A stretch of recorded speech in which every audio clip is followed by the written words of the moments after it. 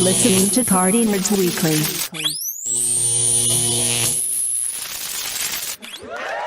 What's going on, everybody? Welcome once again to another Party Nerds podcast. I'm James Grandmaster Facts. Boys, we got the whole crew with us today. Haas, Ralphie, Jorge. Yep. And due to popular demand, we put out a couple things because in the world of nerddom, we got two fabulous shows that are running concurrently at the same fucking time.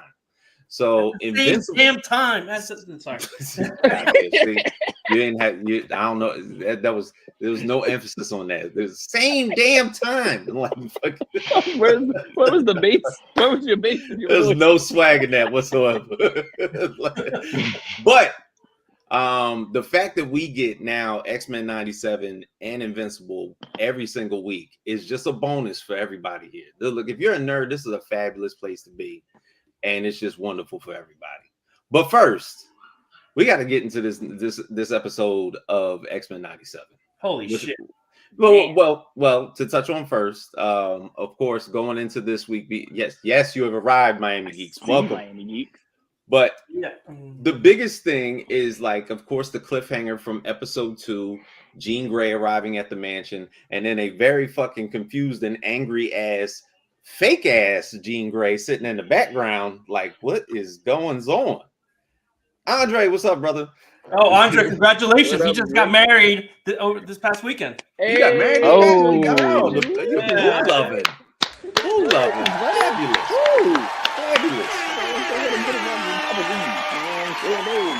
Yo, is this? I don't know how you did that shit. Yeah, just let my superpowers happen. Andre, I will say this: due to this episode, you now have to do all types of background checks to find out if your wife is not a clone. All right, so because of course, with that cliffhanger in episode 2, we look at this and we're like, God damn! The Madelyne Pryor episode, the comic, of course, is historically known. This is the Inferno comic that basically came out probably in like the late 80s, early 90s. And it is the introduction of the Goblin Queen.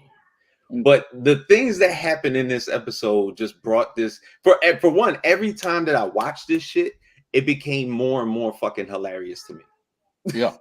Like, I watched it and I was like, wow, all this shit is happening. And then all of a sudden, outside of anything else, every time I watched it from there on out, it got funnier. Yeah. So they got Jean strapped to a couch, of course, with the IV in her, and fucking Beast being the person, of course, with some type of scientific know-how of anything that's basically going on, is the first one coming out. He was like, well, with his petri dish, he was like, well, you know, if we're talking about in terms of years here, Jean is about the right age. But bitch, you about 3 years old. I don't know about How did he? How do you do that? Did he? No. First of all, we know Beast is on a whole nother level, bro. This motherfucker, yeah, he is, man. Like, so you know, in the Marvel universe, especially in the comics, like, you have a whole group of heroes that are just super intelligent, right? Yeah. You got like Beast. You got motherfucking Peter Parker, you got Tony Stark, you got Mr. Fantastic. Like, you got all these cats, and through the comics, they all work on some crazy shit that nobody else does. So yeah, Beast is up there. Beast can figure out who's the clone, who's not the clone. And the best part is he figured out the signature on who did the clone, which was crazy. Oh, yeah. So, yeah. And the way he described that is Scott double tapping while Wolverine's getting blue balls. Yo, come on, man. Double tapping. That's fucking wild. Yo, but the thing is with Beast is, like, as soon as he's like bringing that out, like, the second he says it, like, it doesn't even take that much convincing for everybody. They know he's like that. Yo, it's like Madelyne's been in the crew for a little bit. She's like, I have fucking died with you motherfuckers. And y'all gonna do me like this? And they're like, look, now he be in the lab like every day. So we got. Yeah, they listen. Beast is. I mean, he's that guy. So they're not going to go against him. So here's the thing is that if people paid attention, that gave it away, right? That really gave it away. See, earlier in that series, well, the original series, Jean, there was occasions where Jean would be like, where there'd be situations like, oh, how could one of us be the person that could do it? It was like the assassination episode in Days of Future Past, right? It was Gambit, right? Well, it wasn't Gambit, it was Mystique acting as Gambit, right? So Jean popped up and was like, well, it could be any one of us, any of us could be dark, right? But here's the thing: what happened with Madelyne Pryor? She was like, "There's no way it can't be me. I'm her." Like, so that was a whole personality trait. If you paid attention, if you really know the series like that, Jean was open to it. Yo, it could be me, right? This Madelyne Pryor chick, she's like, nah.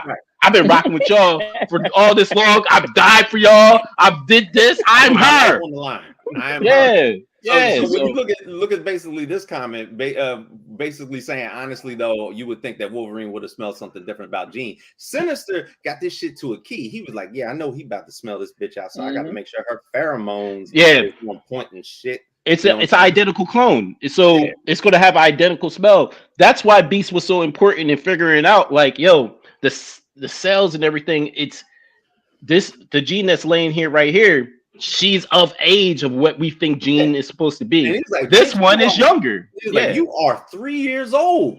Yeah, she said he still said you're identical. It just said your cellular structure is just mad early. So then Madelyne just snatches Nathan away and just goes and tucks away to the room. You know what I'm saying? Like, it took the baby. I don't believe that. Take the baby, goes back. Give me the goddamn baby, Scott. And then Sinister is communicating through the baby monitor. Bro, how you do that? Man. How you do that though? Does he have one too? Does he have one too? Yo, and the way he creepy over the fucking baby monitor, he was like, I guess you could just call me father. Yeah, it was like, okay, Darth Vader. Like, what the fuck is wrong? But then all that shit clicks for it, and the fucking shit kicks in, and you know anybody that's basically linked to Sinister gets that little red fucking you get the red thing. And then all of a sudden she does her little Sailor Moon transformation. I thought Sailor Moon was jealous. I was like, "Is those the one thing Sailor Moon?" I was like, God damn. Riding into the moonlight. I heard the fucking music as she was fucking coming. Live, yo. He's a giant stalker. He is, especially when it comes to Scott and Jean. Yeah, exactly. But all the creepy shit that basically is under Sinister's hallucinations in the entire place. Everybody seems to be affected. And we'll get to that in a moment, because just coming out of the danger room are Morph, Wolverine, and Gambit. And man, Morph was funny as fuck. He was. He was like, you know what? I'm gonna train with you guys next time. But it seems like the danger room is all booked up between Rogue and Magneto. He was like, seems like Rogue is trying to get in good with the boss and just being the instigator that he is. Bro, it made Gambit. Gambit was like, no, I ain't worried about that. Matter of fact, let me go see what Rogue is up to right now. They are really making Gambit a sucker. They are. Yo, he's literally like, you know how they made Cyclops a sucker in the movies? Yeah. Like they're literally doing that to Gambit this season, right now. Like somebody has to play that role apparently, and that's Gambit. I've just never expected this. And you know, Gambit used to be the cool one, and he was cool. No, he ain't not no more. He done had a crop top, and now he's just weak. So I don't know. I guess somebody always has to play that role. That's where the balance is. Dress, bro. Right. But with the hallucinations starting to happen in the entire house, I feel like the only motherfucker that wasn't creeped out was Beast, because when that elevator door opened up and that shit, he was like, "Damn, I must be on the wrong floor." Yeah, he didn't even trip. I like that. Just lets me know about Beast. That in that lab, that motherfucker be high as hell. He's smoking whatever is in them petri dishes. whatever it is. You know what I'm saying? There ain't no way this man, for one, he wasn't practicing no type of Hippocratic oath, Dr. Hank McCoy, by displaying all the fucking news to everybody that Madelyne was a clone. Couldn't even pull a motherfucker to the side. But outside of that, he ain't even shook about what's going on. Yeah, he wasn't even shook. And then the other bout about this is that Rogue and Magneto are in the danger room while all this shit is happening. Yeah. Wait. Pause. Go back. You said they're in the danger room when all this is happening. Yeah. They were the next one in. Wait. Because Gambit Wolverine morph, they came out the danger room, right? Uh-huh. And that happened immediately. Like it literally happened. It literally happened immediately. Mm-hmm. Like it literally happened immediately. So there's no way they went in. Like there's no way they went in that danger room. No, but this is the thing. After they left, the next people that were supposed to go in was them. But I don't think they made it. But I don't think that was going around. They weren't in the fights. Yeah, but I don't think they made it to the danger room though. I think they made it. Yo, you want them to make it because you want this fucking freaky shit. I'm telling you, they ain't make it. God damn it! By the time that they came out, was after Bishop had fucking wiped that whole thing clean, and Gambit got a fucking compress on his head, and they were like, "Oh my bad. I wish we would have came out sooner." I don't know, bro. They wasn't in the danger room, bro. They was in there. Nah. No hugging. way. No way. Nah. They were hugging. But what Gambit seen, he's his hallucination. These are the hallucinations. He was so concerned about Rogue. His hallucination is they're melted into each other because she can't touch him. Like that is so gangster. But he basically, Sinister conjured up a hallucination of hell and basically conjured up all these fucking goblins and everything like that. I know. So Bishop gave like the most illest fucking shit. The assist from Scott and getting blast to the back and fucking wiping out all these monsters was nuts. Like that was probably one of the coolest scenes ever. And like he was just no diddy taking it. Which I'll get back to because I feel bad for Bishop. I feel bad for Bishop. Why do you feel bad for Bishop? I'll get back to it at the end of this bullshit. Why are you mad? No, because there's something to be said at the end of this about basically what goes down. Even though it's just consistent with what happens in the comics. It's just relative to how the show's been going. You know, but just to get back to it, so we understand the fact that everything is kind of reliable on the fact that Sinister is involved with everything. Sinister is involved, of course, with Jean. Sinister's been involved with the whole Nathan thing, and even Morph, because Morph was like, all right, look, I understand this dude more than anybody. Yeah, because pretty much the reason that I am the way that I am and the trauma that I went through in the first season was all because of Sinister in the first place. The only reason that I came back is because I got out of Sinister's control. Yeah. If you remember that from the old animated of course, everything like that. So when they get out of there and they go to fucking Sinister's crib, Sinister just got Mountain Dew all over this motherfucking house. Like, good God. And he don't even like waste no time. He just dunked this motherfucking baby in the Mountain Dew. Yeah. I wanted to say something about that. I didn't understand how born agains were, but they just dumped it, and the baby was just all right. I just thought to myself, I can't breathe. Yeah, listen. Sinister. Again, when I was talking about those characters that are extremely intelligent, he's one of them. And obviously, whatever liquid he threw that baby in, you could breathe through it. So, that's wild. You're like all the spawn of Jean Grey and Scott. You got that. Thank you. I'm like, but it's like, wait, but you made it. Going with it. He was like, yo, but you made a clone. It's not really the spawn of Jean Grey and Scott Summers. But still, the clone takes on all the clone has all the abilities of Jean Grey, which is very different. Which is different from Madelyne Pryor's original stint in the comics because she she wasn't even a clone of Jean at first. They retconned that when they did make her a clone of Jean, she didn't have all of her abilities. So which is better? Like I like this version the best. I like this version of Jean. Jean was like, my body don't even need to be in that fucking man. Oh my God, that was sick. Yeah, she was like you ain't going nowhere, bitch. What? My body don't. I'm not talking about leaving. But here's another thing. One thing that you will find out about this is the fact that Magneto always has problems with telepaths because when he got in there against Madelyne Pryor, he couldn't do shit with her. Bro. Getting chopped up. God. It looked like a fight scene from Castlevania. The way he was getting worked up. When the show ended, they didn't even go back to see if Magneto was okay. Like he was laid out bleeding with shirtless. Rogue got him. Rogue got him. The virus cable guy didn't. Wolverine fought it back in the day with Apocalypse. All right, here's a good tip on that because the virus was created by Sinister as a means of killing Apocalypse, because Apocalypse was known to Sinister as the strongest mutant he's ever seen in life. Right. And he was like, if I'm going to control mutants one day, I have to take out the most powerful one. Yeah. Which is meaning Apocalypse. Apocalypse then was too damn strong for the fucking technovirus, stole it from fucking Sinister, and he was the one in the comics that infected Nathan. Yep.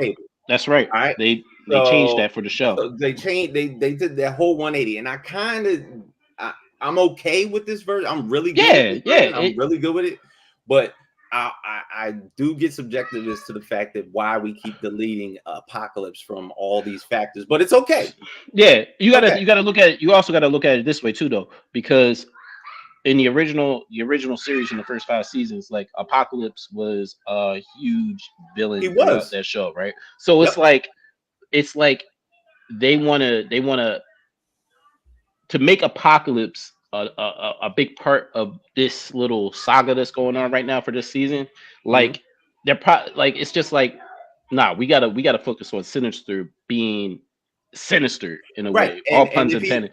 And they even had big plans for him in the MCU. Exactly, and I was just about to get to that. Like, so they are introducing Sinister to a new audience, right? So when he does pop up in live action, because they done already had a movie, X-Men Apocalypse, right? So even though it wasn't the best version, it was horrible. But but Ivan no, yeah, I know, right? But people do know who Apocalypse is, right? He has a whole movie after him. So now they want to address the Sinister aspect and get people understanding who Sinister is, and the best way to do that is to retcon the Nathan Summers is that storyline to become Sinister storyline. Yeah, which it's completely, like I said, Madelyne Pryor's origin is different.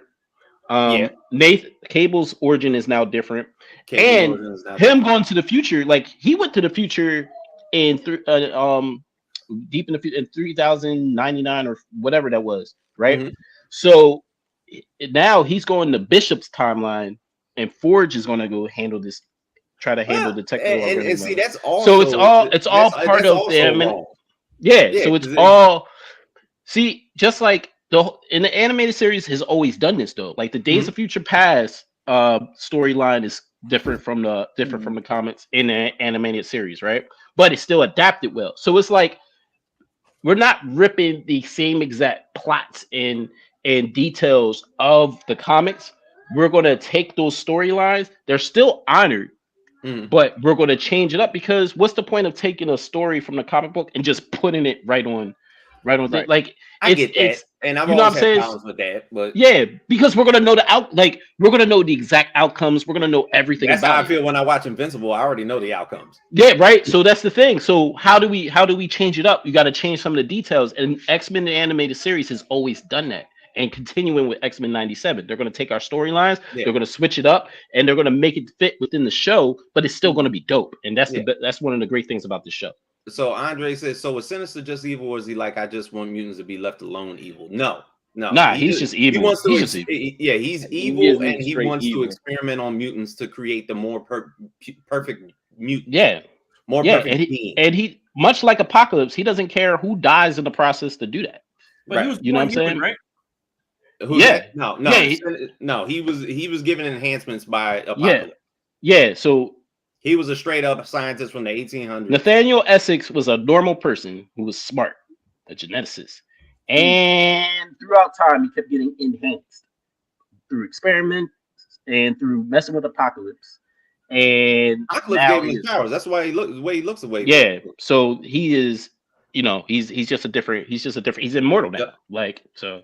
Wait, how did he give him the powers? Did they come to an agreement or what? Like, well, the thing is, he saw the fact that the experiments that he was doing, he never Apocalypse never saw anybody like him before. That was basically taking. He was doing it with human beings at first. The origin story of Sinister is so crazy because like his 4-year-old son died, and then he was like, okay, that's never going to happen again. His wife was like about to have another baby, and he started doing experiments on like all these kidnapped ass fucking people to make sure that this virus would never happen again to one of his kids. All the while he was ignoring his wife and his kid, who actually died in childbirth, and the kid was stillborn. So like the same thing just fucking happened time and time again. But after that whole thing happened, he continued to do his experiments. Apocalypse saw this because, like, this was the other thing. Nathaniel Essex started to see mutants, and he was like, okay, there's a higher evolution of fucking human beings that are out there. He didn't know that they were mutants yet. And he always believed in like Charles Darwin, and he was believing in evolution and everything like that. So he just looked at them as just humans evolving. So he was like, oh, if I get my hands on some of them, I can make more perfect beings. Motherfucker. And then I'll just do more experiments on these higher level mutants in order to create more perfect beings. And then they'll see me as their overseer from here on out. Apocalypse looks at it and is like, I've always tried to create the most perfect being. So why don't you align with me? As a matter of fact, I'll give you these powers, because he's always been able to do that with mutants. Yeah, he creates the 4 horsemen of the apocalypse. You know, he does that in his own image. He creates beings depending on how, if they're good or not, and is in their own image. So he did that with Sinister, even though he was a human being. And that's why Sinister is who he is. So Sinister, does he still serve Apocalypse? No. So here's the thing. In season 5, episode 9, Descent. That's Nathaniel Essex, Mr. Sinister, his origin for the animated series. So his origin is completely different from what we read in the comics. So he has no tie to Apocalypse in the origin. And so it's literally made for the show. So it actually goes hand in hand with him coming up with the techno-organic virus instead of Apocalypse, because Apocalypse doesn't have a hand in his origin, just in the show though. So so people gotta understand, this is education. Like, you gotta understand, like, what you learn in the comics and stuff like that, they're gonna take the heart and the essence of it, but they're gonna adapt it to whatever medium that we're watching, right? Which in some ways is good, in some ways is so they're very consistent from his origin to where we're at right now, where Apocalypse isn't as involved. But throughout the animated series, like, there was times where it was the 4-part series in season 4, when they what was that, with the time axis, when Apocalypse got mastered time and stuff. Like, Sinister they were aligned doing that, like, all the way to the end. But that's basically all you get with Apocalypse and Sinister. Like, Apocalypse doesn't have parts. Yeah, the cape. Yeah, it's the cape. The cape gives you but the moment. But either way, Madelyne, of course, finds a way, because Jean Grey came in there and just basically did the illest of fucking things. Basically, it was like, Beast is like, you're not in full health. You can't go into that mansion alone. And she was like, yeah, I'm not going to need this body. No, just sick. Just went in there, just like telepathed her way into the joint. Shoved, basically still got into Madelyne's mind, because she's a more powerful telepath. She's an Omega level telepath. Popped into her mind, basically showed her, it was like, yo, this is beneath you, and you've been the clone this entire time, but you don't have to be under this power of Sinister. Yeah, she finally gets a chance to break away from that little like thing. She goes down into the joint. Of course, they end up getting Nathan out, but then Sinister's like, you fools, too soon. Too soon. You doomed the child. So that's how the technovirus is spread. He was basically saying, if you take this baby out this fucking Mountain Dew too early, this fucking virus is going to spread. If I keep him in here, he'll be a more powerful being. So that's how the virus takes shape in this show. You know, but then of course they save Nathan. This portion I thought was like the most nuts of them all, because as Nathan is sitting there on the little bed and is having like Beast and everybody tend to him and everything, all of a sudden Scott goes out of nowhere. He was like, I gotta save my child. I was an abandoned child. Haven't you ever been abandoned before? And if I was the X-Men, I'm thinking to myself, when he said, haven't you ever been abandoned before?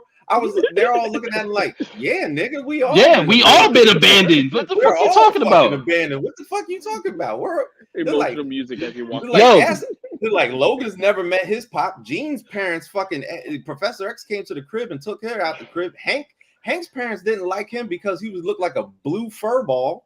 Yeah, Yo, like he acting like nobody else been abandoned.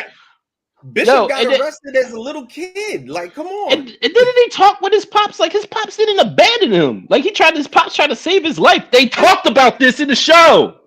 His pops and his mom got stolen by the Shi'ar Empire, blew up the plane, and that's how he falls to Earth. If you saw from the first episode when he fucking falls to Earth and shoots the laser beam into the ground so he falls safely, that actually happened in the comic. When his parents got taken away by the Shi'ar Empire, that's how Scott landed, because the fucking plane was going down. Yeah, like him and Havoc, they had to bounce out the damn airplane.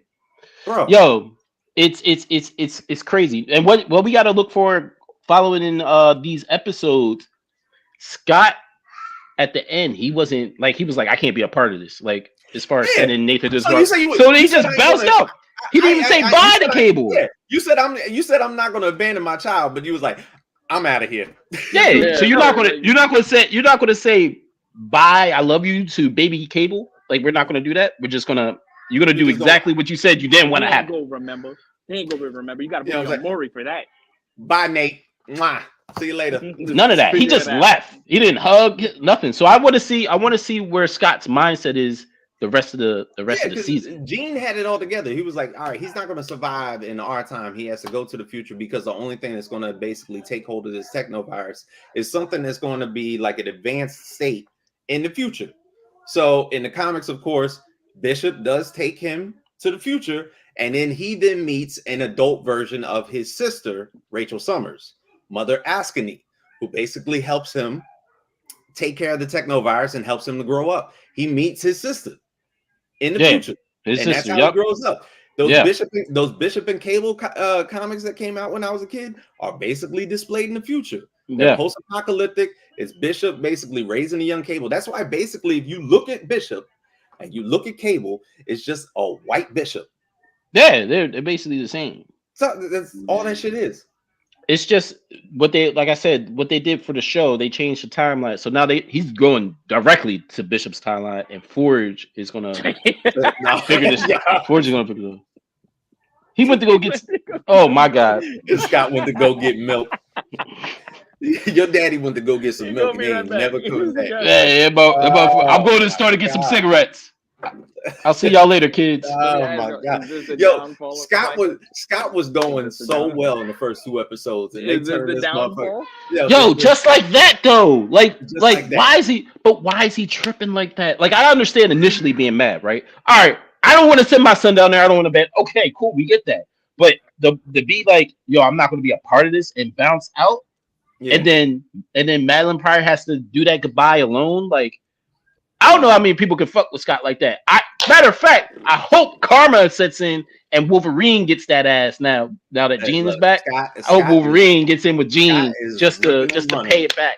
Scott is ripping and running, boy. I tell you. But I tell you this though, as of right now, it looks like, of course, Bishop is not the dad that stepped out, but the man that stepped up, because now he over there. Yeah, well, him and his sister are gonna raise the baby. Him and Shar, right? They're gonna raise the baby. Look, that is a horrible fucking storyline by itself with him and his sister. Yeah. And oh my God. But the thing is, like, here, take the baby and just take him to the future. Yeah. I only have enough for for me, the baby. I don't have enough charge. But this is the horrible thing. All right, Storm is without her power. She's already out of the episode, and pretty much she's gonna meet Forge because she met him at episode. What the fuck? All right. Like, look at it. Oh. I hate your computer. I don't know what's wrong with it. But Storm is already basically pretty much done around. We're not going to see her until future episodes, and then Bishop is now gone. We done lost all our black characters. What the fuck? I know this shit. At no point did I didn't even think about it like that. Ralph. You said what? Morph will be black for the rest of the show. You said Morph is going to be black. Is that right? Well, doesn't he change it to different superheroes? Yeah, he changes it to different superheroes. He doesn't. I haven't seen him turn into a black character once. Not yet. But yeah, they did. Listen, they did. Somehow they depowered or got rid of all the black characters. Yeah, and Jean had to go outside and have a heart-to-heart with Madelyne. I can't be here no more. My kid is gone. You done took my husband away from me. He your nigga now. Yeah. So so again, which we were talking about in the chat. So when was the switch? Because I feel like it happened. I feel like it happened right after Professor X was gone, because I feel like Sinister, who stalks Cyclops and Jean, he's a big ass stalker. He does understand how powerful Xavier is. Matter of fact, when they had the Phalanx story, he called Xavier because he ran out of options. So it's like he knows how powerful Xavier is. So once Xavier is out of the picture, yes, I can switch genes around. I could take this gene, I could clone another gene. He could have already had the clone ready because he's had her DNA before. So all he needed her was for the memories. Let me get the memories, and then I'm gonna send this. I'm gonna place this on. Yeah. I'm gonna place this clone back at the mansion, and I'm gonna hold this one until the baby is born. And I feel like when the baby was born, he was like, "All right, I need that baby back." My thoughts were either at that moment, because that moment makes the most perfect sense, or at the wedding. Which wedding? The first or the second? The first one. All right, so that's which is when he would be able to get her DNA anyway. So it could have happened then, but I see it's unlikely because I keep seeing in these first few episodes of this season, Jean had a different personality. Now this clone has her memories, but obviously the spirit is different and the personality is slightly different. Oh shit! What do you say? I bet once they changed Jean, Scott was wondering why she's. Yo, I'm done. That's the best comment. That is the best comment ever. Why didn't I think of that? You must have been doing some Kegel. Oh my God! Been practicing with the egg. Scott turned into a Minute Man real fast. Holy shit! That's why. That's why. He's been with Jen for years. He couldn't get her pregnant. Now she's pregnant all of a sudden. I'm telling you. Yo, Miami Geeks. Yo, listen. You know something we all don't, man. I should have thought of that. Miami Geeks. Yo, but it makes sense. He couldn't get Jean pregnant for decades. Y'all gotta chill. He couldn't get her for over a decade, bro. Now all of a sudden, the switch happens. He's like, "Ooh, this is tight." Next thing you know, she's pregnant. Oh my God, man! See, now you're making me think about what Jean was working with. Bro, listen.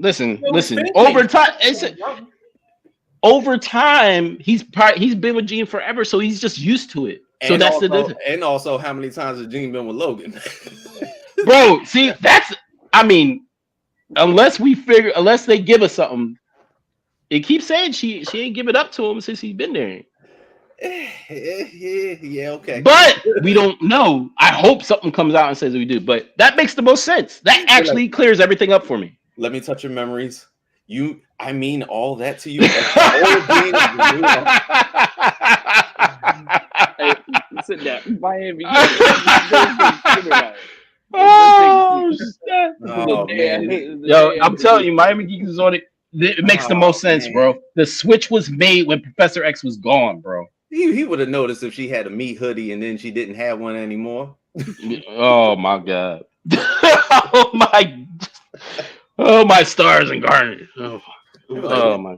Did you get some work done down there? Yeah. So but I don't know. I can understand.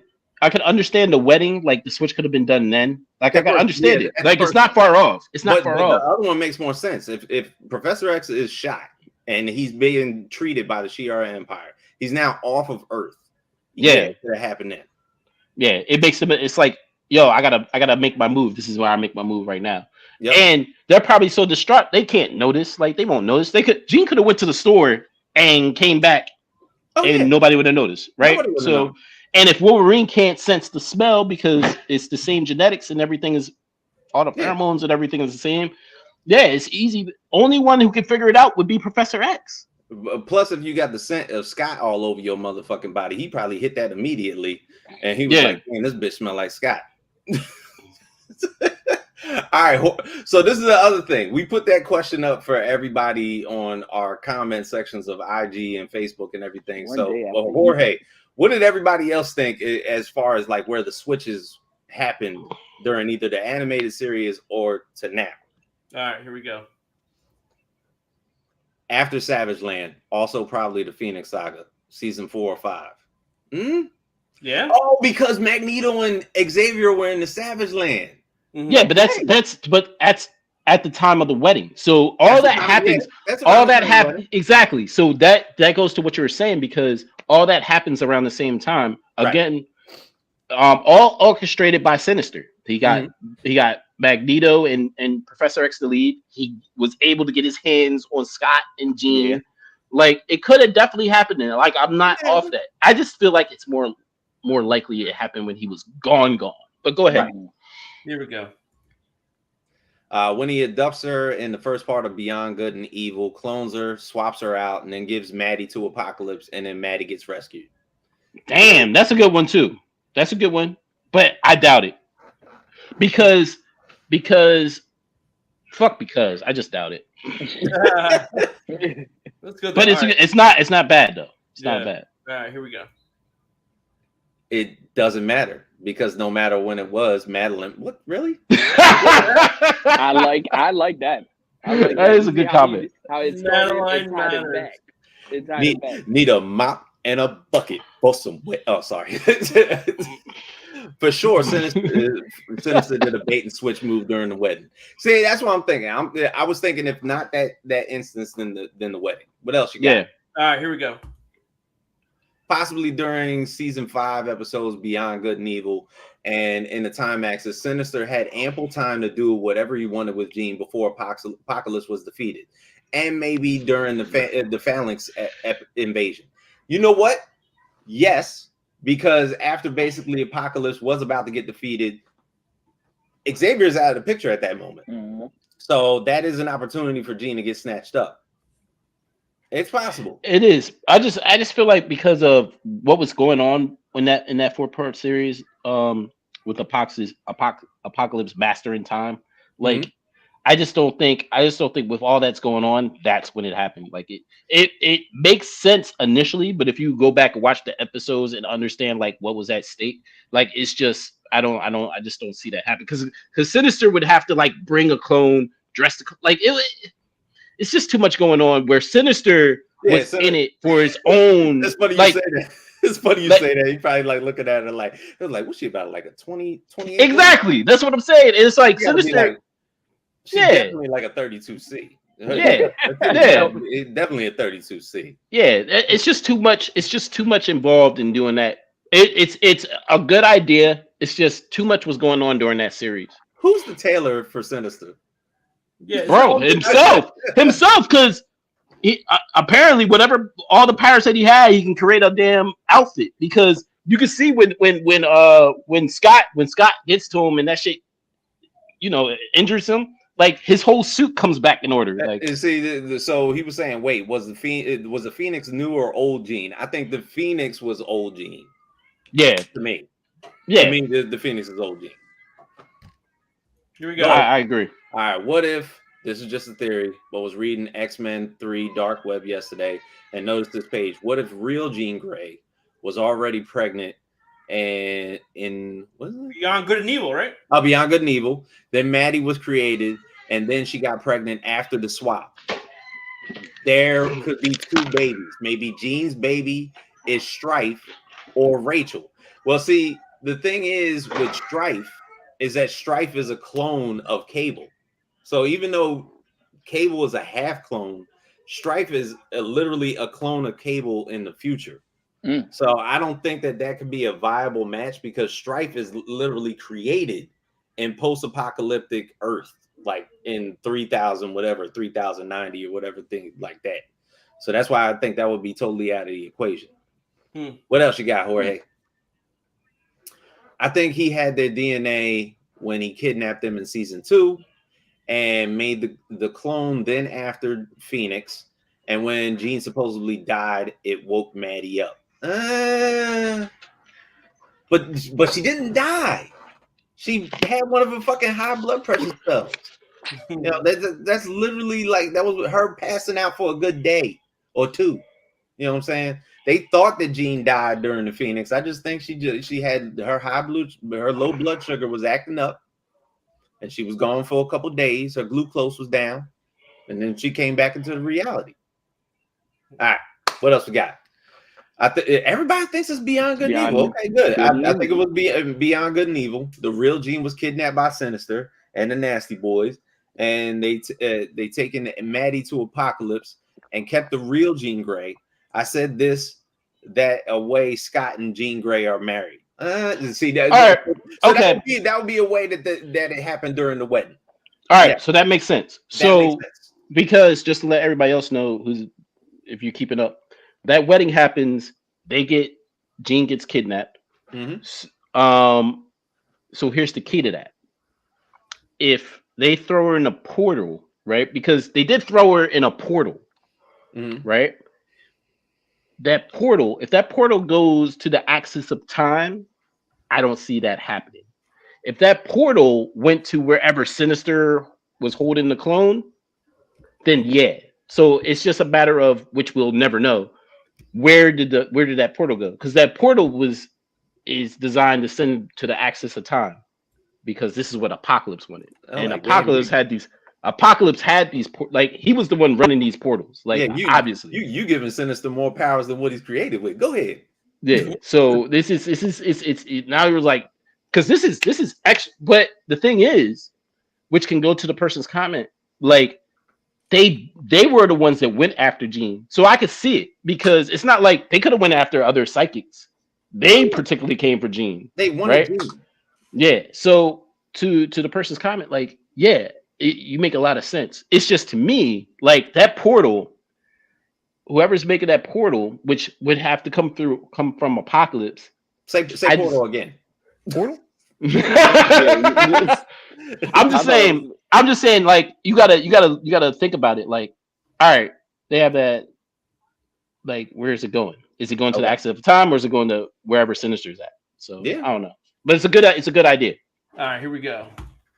I think that it would make sense during the Beyond Good and Evil storyline, because Sinister had access to time travel. There you go, Haas, and could have went back down and grown a fully adult Jean Grey to swap out with the real Jean Grey, and no one would suspect a thing.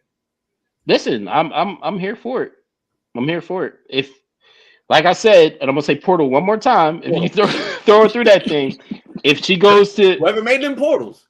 Yeah, I mean, look, if Apocalypse, you could go even deeper. If Apocalypse was like, yo, this is what I need done and everything, then maybe Sinister is a forward thinker and is like, all right, I'm gonna bring this clone, I'm gonna lock this clone in the closet. We're gonna snatch up Jean, and then while Apocalypse is not looking, we're gonna make the switch. Right. So yeah, if you put it that way, then yeah. Maybe. But a lot of people is definitely feeling the marriage, the wedding. Yeah, the second wedding, the actual wedding. So I a lot of people's on there. I hope we actually find out somehow through the series. Like, I hope they give us that. All right, what you got? Last one. I also think it was during Beyond Good and Evil. Sinister might have hidden the real Jean away, and it's Madelyne who gets released and rescued with all the other psychics. I think the true Jean Grey was Phoenix. Correct. Yes. There's no way that was the clone. Yep. All right. Good. All right. Look. So, as much as we would like to say, it is highly anticipated for these motherfucking episodes. So, expect us to go through a lot more of these fucking X-Men 97 episodes. But this brings us to our latter topic. Oh my God! And this brand new episode of Invincible, because we've talked about it. We talked about basically what was going to start to happen once this start to become a thing. But Mark was warned that Viltrimites were going to start to come to the planet to check on him to make sure that he was basically doing exactly what was told to him by Commander Craig, that if you don't get these motherfuckers in line, we're going to start showing up. And if you don't do what we asked you to do, we're going to start killing millions rather than what you basically have out there. So aside from this just happening, you know, in the beginning stages of this, before the inevitability of the arrival, as I'm going to call it, Mark is going through a tremendous amount of turmoil in his relationship. In the last episode, Amber and Eve had a little talk. She don't know how to deal with Mark because he's a superhero. Mm-hmm. Yep. So, you know, Eve seemed like she was playing like the benefactor, be like, why don't you just like, you know, just cut him loose. If it ain't for you, bitch, don't do it. You know, like like that's the way it felt to me. That's the way it felt to me. So inevitably, like, all right, for one, Debbie's getting hit on a little bit more by her coworker, and she decided to go out on a date with him. Good for Debbie. Go get some. There you go. They've been slow. He's been creeping up. He's been creeping up. He finally asked on the date. And he was like, oh, wait, hold on. That was stupid. I shouldn't have said that. He was like, how about Thursday? He was like, yeah. Go ahead, Debbie. But after all this, we're looking at the context of Rick Sheridan got back after like this last episode. And you remember he was like Animan. And that's basically like Cecil had all these like rogue ass fucking like clones that was out there. And one of them happened to be Rick Sheridan, who happened to go to college with Mark and then got turned into one of them and by this evil fucking scientist and everything. So Rick Sheridan is having all these crazy ass fucking like nightmares and whatnot. Mm-hmm. And the only person that could bring him down from committing suicide is Donald. And Donald had to break it to him. Be like, yo, I ain't even fucking human. Look what these motherfuckers have done to me. Right. Yeah, like the whole last episode of him finding out that he's just merely a fucking brain. He was like, do you know what they've done to me? I should be dead. And he was like, well, I am dead, motherfucker. Yeah. I've actually been dead over 37 times. 37. Yeah. 39. Yep. He was like, and basically what you're doing now ain't shit compared to what I've been doing. So you can get down from that ledge right now. Yeah. So we could have this talk with you. But the whole Guardians of the Globe is going through bullshit. As far and Bulletproof is fucking just being an ignorant motherfucker. Talking to Black Samson, you know, like he was like, you old, that motherfucker ain't shit. He trying to be smart, but he trying to get with the young bitch, and every time she uses her power, she gonna turn into a baby. You know, like let's see. He was like, Immortal don't even want to be here after his 18 girlfriends all died, and we don't have nothing to do here. But all in all, this whole episode came down to the arrival. And the arrival happened with who we pretty much saw that was going to formulate themselves and catching up with this show. Was it the last few days have never left me so vindicated, in my opinion, of the internet when Anissa showed up. Anissa gifted the fans with the breakup, which means more simping, and her VA is fine too. All right, for one, her voice actress is what's my man from The Boys? Urban. Carl Urban. What's his character's name? It's the baby mom, basically Homelander's baby mom. Homelander's baby mom. That's the voice actress for Anissa. Okay. All right. So okay, I'm with it. So little do we know, Mark is trying to come up with a way to talk this out to Amber. And he figures maybe I'll just give it one more shot. I'll have a little bit of dinner with her and everything like that. And we'll just try to like hash things out. He was like, as a matter of fact, you could have you with that fucking thumbs up. I know.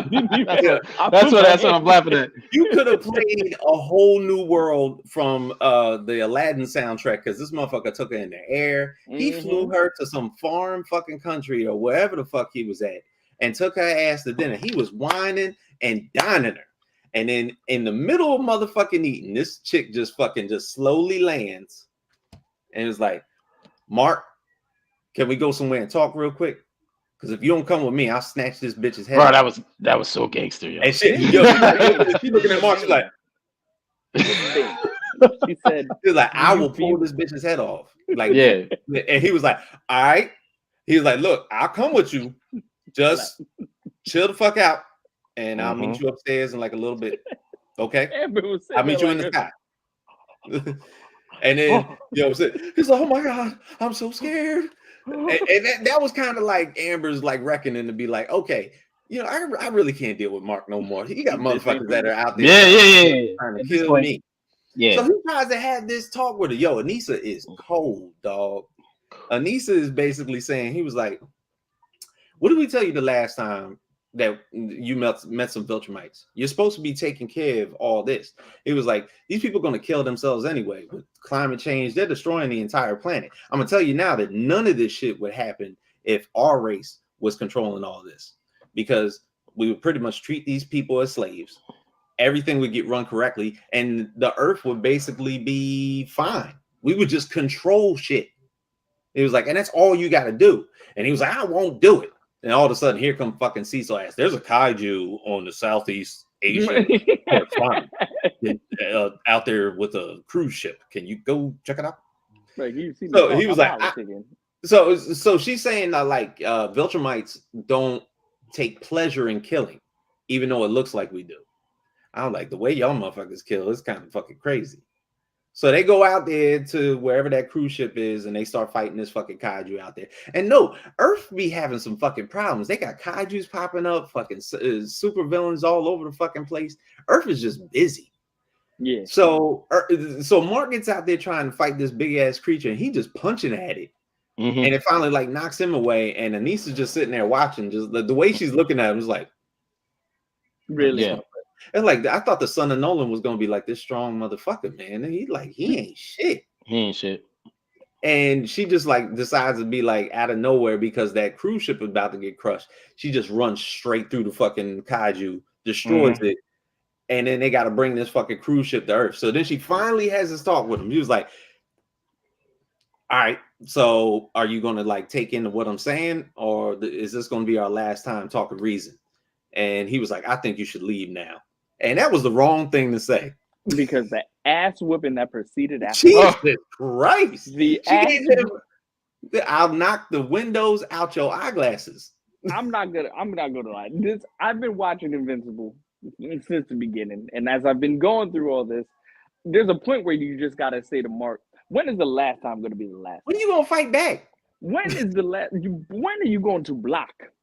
Put your hands up. Like this, son. Because like Pops. When she kicked him from the sky down. Yo, and she uppercutted him and then met him up there. Bro, that was a legendary ass whooping, bro. When is he going to block? Legendary. Bro. Legendary. What, like, when does the ass whipping stop? They do stop. Right.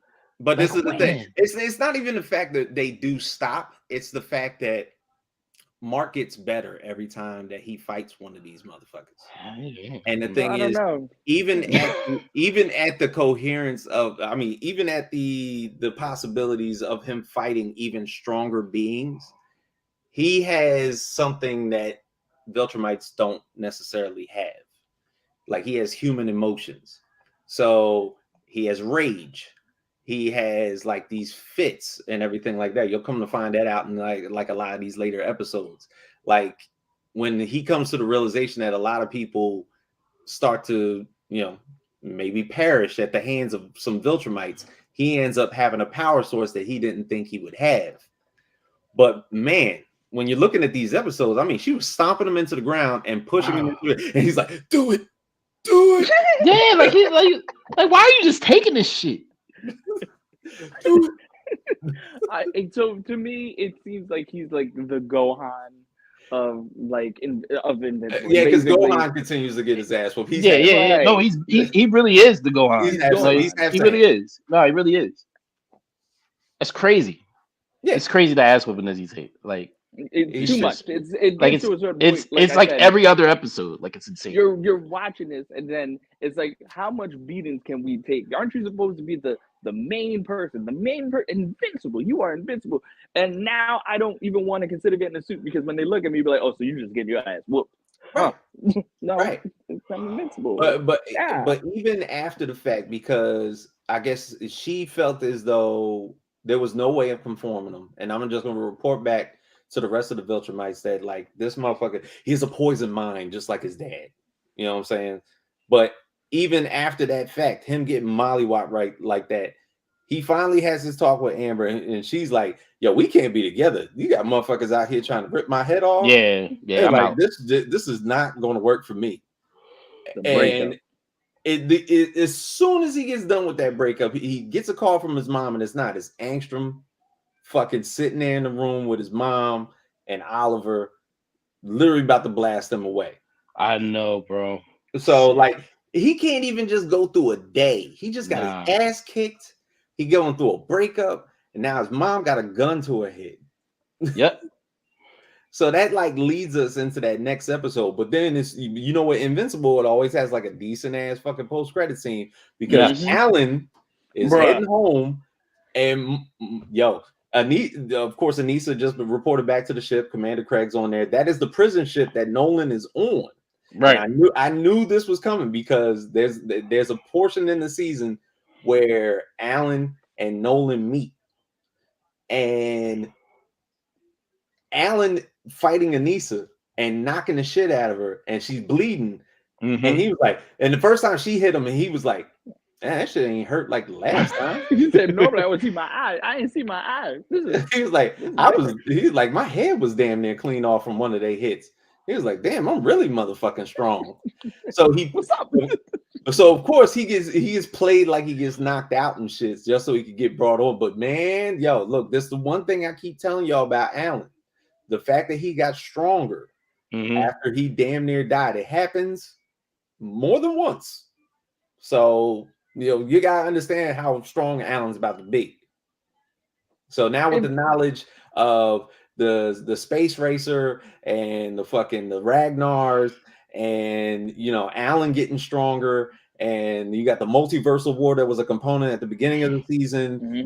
Like there's so much of this shit. Like Rexplode was going through his bullshit at the beginning of that episode. Yeah, he felt like he had to get back into it. He fights that gigantic fucking Cthulhu looking motherfucker. Yeah, and he was like, "Damn, I should have led with that shit." Yeah, Rex is my man. I'm sorry, man.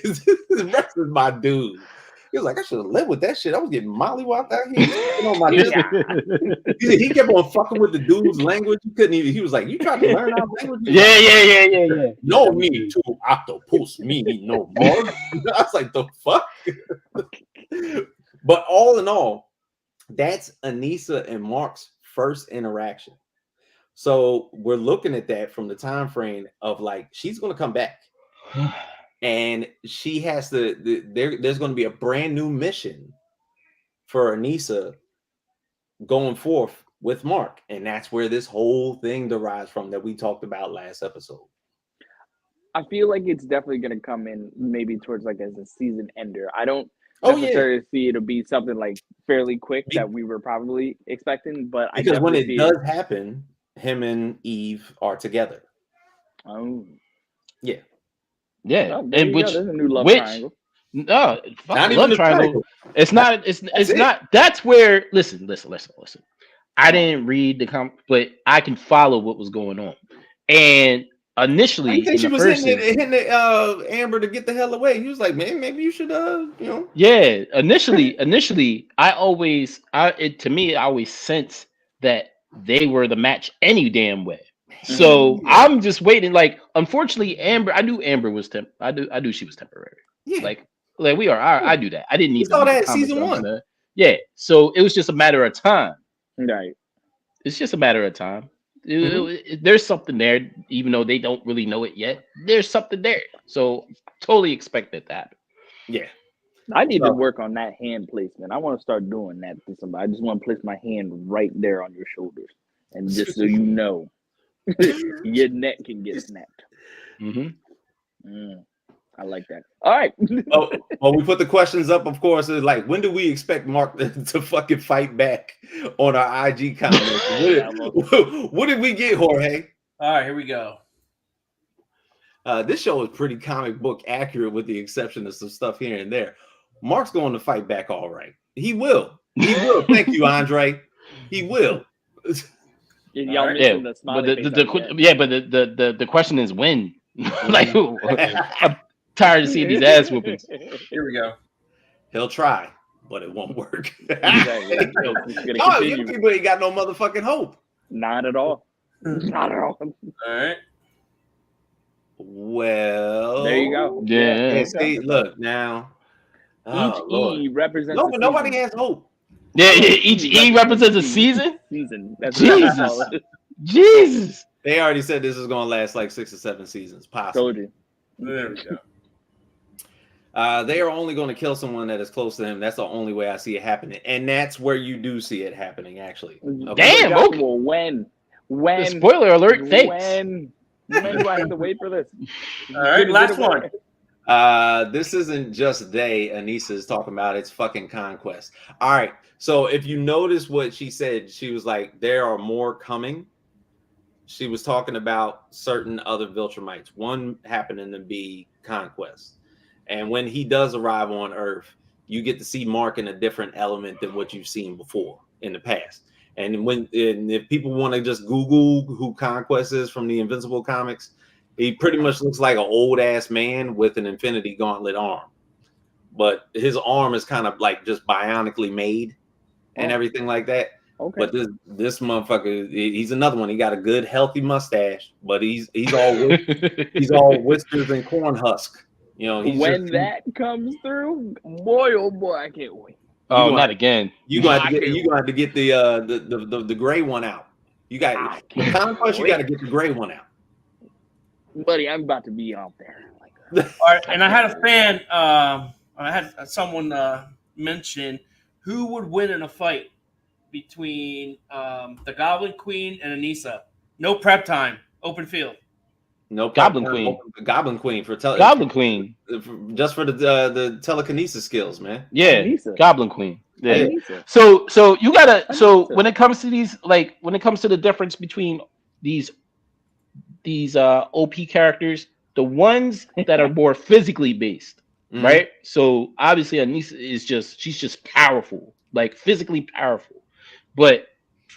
I mean, Jean Grey, the Goblin you said Queen. Mark is going to fight the urge to stop being a bitch. Oh my God, that's a great comment. He's been on fire this whole show. Anissa's going to be able to get to Goblin Queen quickly. Nah, it's not going to happen because she's not going to allow it to happen. All she has to do, you saw what Goblin Queen did in the episode. She created a whole different reality, right? So when you have characters like a Jean Grey or a Jean Grey clone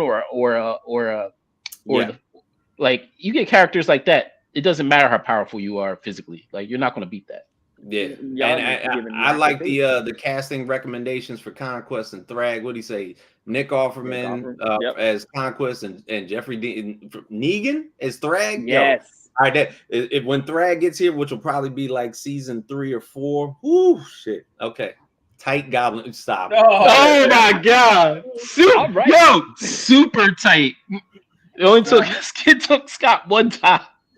One stroke. One time. Baby cable. My God, Gene.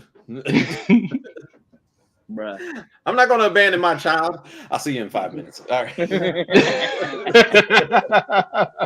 Haven't you guys ever been abandoned? Yeah, we all abandoned. I can see it now. Like Gene's there. You know, at the end of that episode, him and Gene are just there in the room, right? The room's all fucked up. They just standing looking at each other and shit. I can just imagine Scott like, bitch, are you the real one or you the clone? Because I'm gonna need the clone back. Y'all got wrong. I'm gonna need that clone back. Scott is going to be living. Like, what you mean she left? Scott is going to be living in hell. She's just gonna look at her and be like, "So the clone? You're like, that's the type of stuff you into." Clone. That's like Goblin Queen got that meat vacuum. Yo, and don't forget, Wolverine told Morph right after the Danger Room. He was like, "Yo, I'm about to go see about a redhead." Matter of fact, one of them anyway. Like he was. Like he was like, shoot, there's another one. I don't know. Like, yeah. Yo, we needed Madelyne Pryor to stay around for a few more episodes, though, like, in the mansion, just to cause some friction. like this is the level type of genius writing that we need, yo. Like, let her stay a couple more episodes, but we'll see her again. I think even this season. I think we'll see her. I think we'll see it. Yeah, I think Sinister is a main proponent in this season. Maybe in that last episode we'll see her. Yeah, we'll see her again. There's a three-part mini series at the end of the season, so we'll see how that goes. That part, Asa. That's how we end it. And that's how you end it. Right Diddy. Yeah, so that's our show. Feel free to hit us up at the Party Nerds on Twitch, Facebook, IG, YouTube. You can check us out every single Monday night at 9 p.m. So for myself, Haas, Ralphie, Jorge, look, we were able to cram this all in. So thank you guys for all your comments and whatnot. X-Men 97 and Invincible. We'll be back next week. More than likely be doing the same damn thing. Maybe even talk a little bit about Godzilla because we heard how big that shit is getting. But other than that, we are out.